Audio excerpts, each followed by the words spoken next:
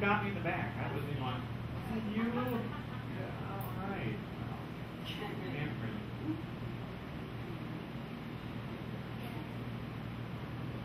And that night we went to mobile food pantry. Do you want to see some mobile food pantry? Carolina, go ahead. Where's Ryan? Right there. Well, Ryan, get up here, man. Come on. You got to talk about soccer we get to. Come on now. Join the fun.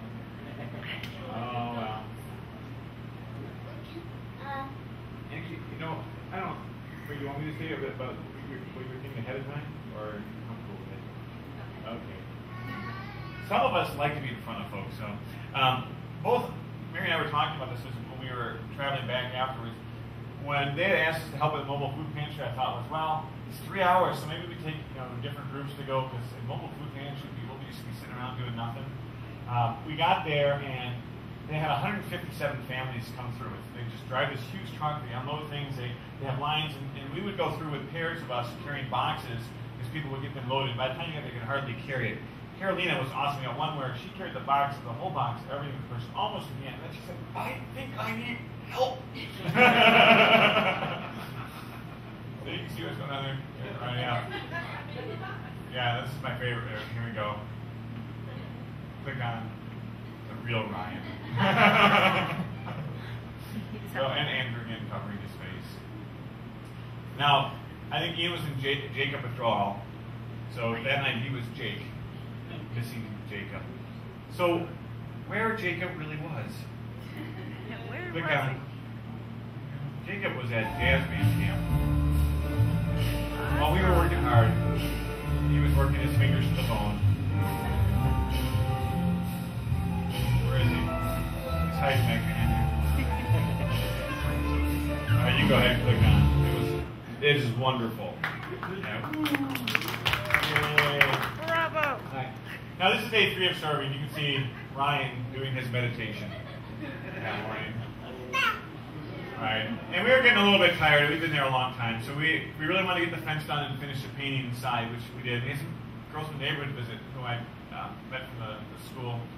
They came over and had a great time talking to us and getting their picture taken. And even walking the dog. I don't think I got a picture.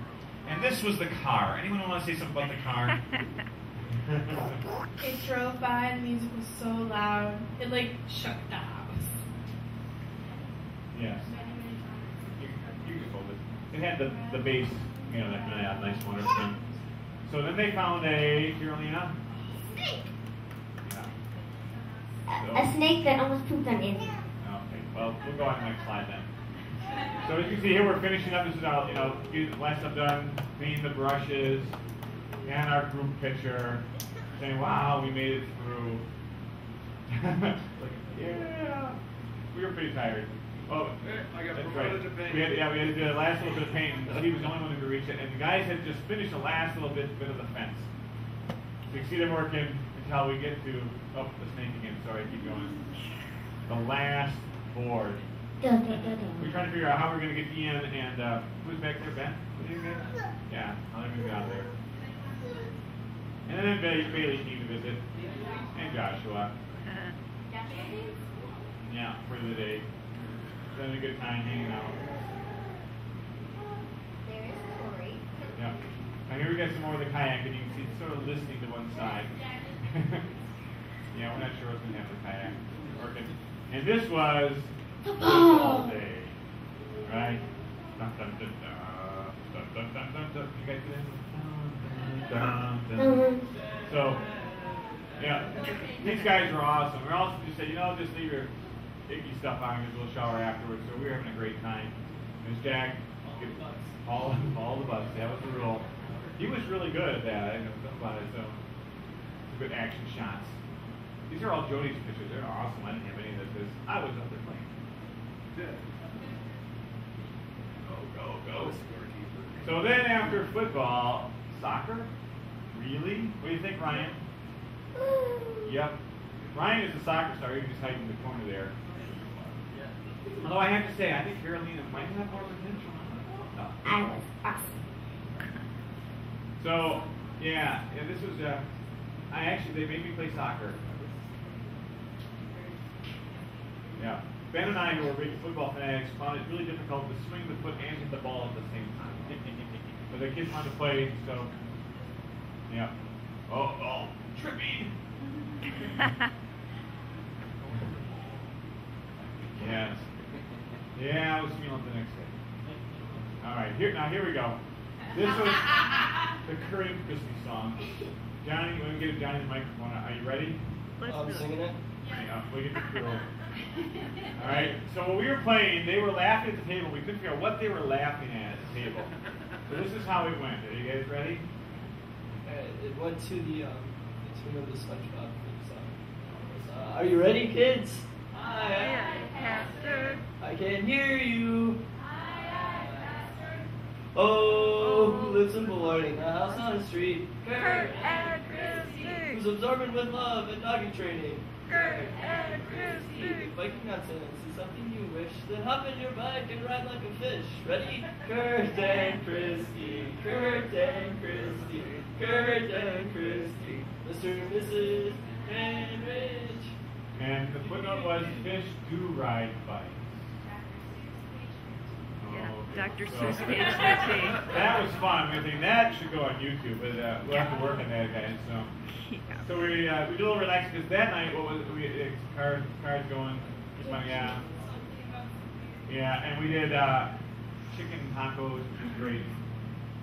Keep on going through with some cards, and that night was this is Cory and the Bug. Yeah, of course I fell out of my hair. It was on me like she didn't know I had actually dropped it on her from behind. But it's laser cake night. Where's Sean? Oh, can we go back to that slide just real quick? Possible? There we go. Laser cake. You want to say something about that, Sean? Did you like it or did you not? Sean thought it was way cool. Keep going. Actually, we actually got a picture of the ladies because we can't get them. But so we were all there except for Mary and Christy, but had to watch Bailey. Very important. So this is a great time. We played a couple games and a lot of the adults got in there. Who won? Yay! How you did it, I don't know. I know, yeah. That's right. So this is our last day of serving, and we went to Caritas for that morning. But when we got up that morning, everyone had left, and the morning breakfast crew, and the geese, I think, thought that everyone was gone. So I got in my tent, there were still some boys sleeping, I had to go wake up, and they, just sort of invaded the camp. We realized why there was so much goose poop everywhere. Is every morning when we weren't there, they came to pick up after us. Those are a lot of geese. Right. And there are a lot of goslings, and then the mother goose would look at you like, So this is actually inside the RV where they're making breakfast the last day. Having a good time. Yeah. So that's a nice picture. Aww. Yay!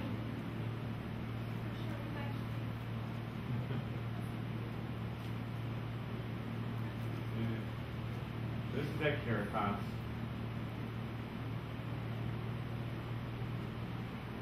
So actually one of our Spirit of Hope folks, Donna Ambrose, the director there, she was sharing with us about all the things they do. It's quite interesting, the meats for food. Actually, one thing she shared was dog food. You want to say anything about dog food? Well, Go ahead. sometimes they brought in pet foods for pets in case they didn't have enough money to buy food for the pets because they had to spend the money on themselves. He said one thing you don't think about is if if something went wrong, you lost your job. Your pet is part of your family, so they actually were providing food for people because that was really important when you're having a difficult time and there's some support for you. But they were also saying that they're looking at some new ways of doing things because right now Caritas, which does food and clothing, is only open from 9:30 to 2:30. So unless you're able to come in the day and actually you can't come. And a lot of people are what we call the working poor, that you work jobs that don't give you enough to make ends meet. So they're looking at ways of maybe trying to change some of that. And even for dropping things off, it's hard for any of us folks who want to donate.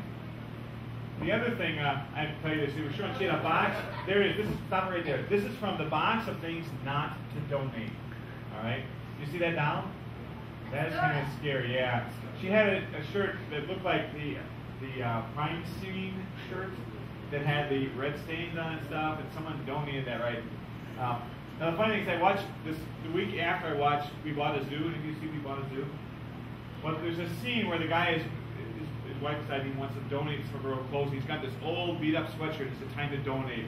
I'm like, no, they don't want it. Yeah. Would you want it? So we go through all this clothes and figure out what was really nice that people wanted. If it was, worn, people weren't going to take it, so we were throwing it. Except we had to be careful because some people were not happy about that, huh, Mary? That's a whole other story. And since we're videoing, we won't talk about that right now. They The do clothing. reuse the clothing though. So the clothing that is not acceptable for client Right. use, they actually send it to be made into rugs and some other things like that. So everything does countries. get used. Yeah, that's a good point. Sometimes they save the clothes. Well, they want clothes that are seasonal, but sometimes they save winter clothes if they're really in good shape. Right. Usually, yeah, they can't take in things that don't go with the season. So there we go. This is the presentation more on the box and what it's. Corey, go ahead. Well, we were sorting through the diapers, like the new ones. Yes. We got in diaper fight. Oh, I did not know that. Diaper wars. Dora. All right.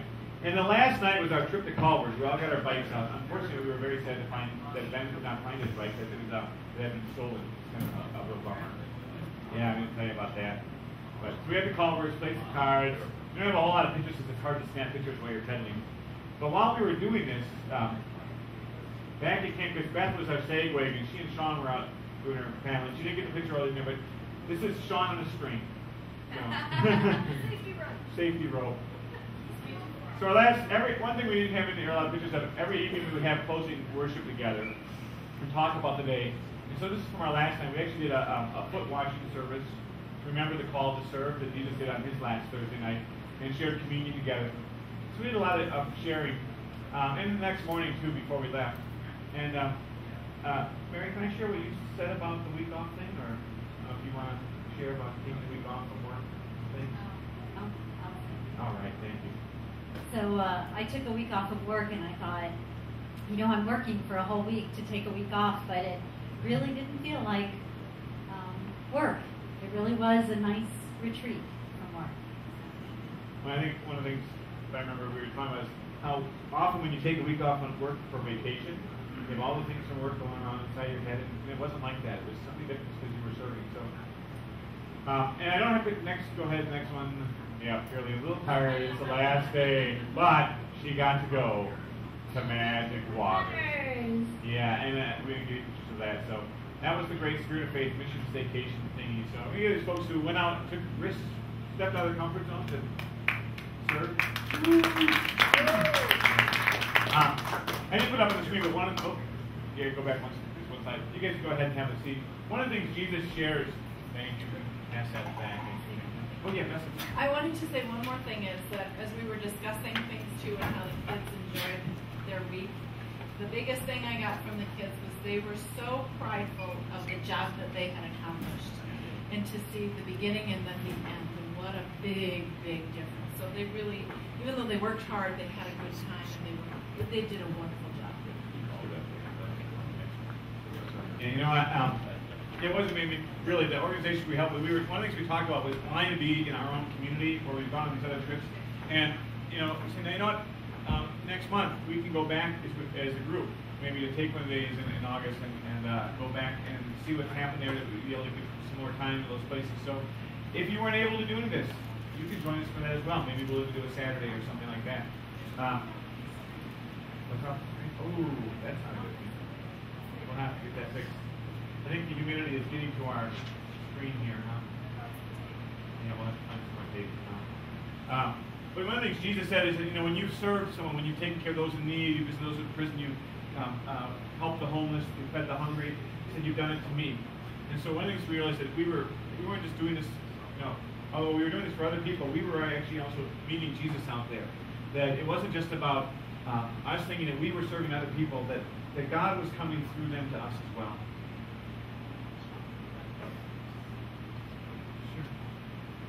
This is a verse from Matthew 20, the sheep of the goats. It says, "And the righteous will answer, Lord, when did we see you hungry and feed you, or thirsty and give you something to drink?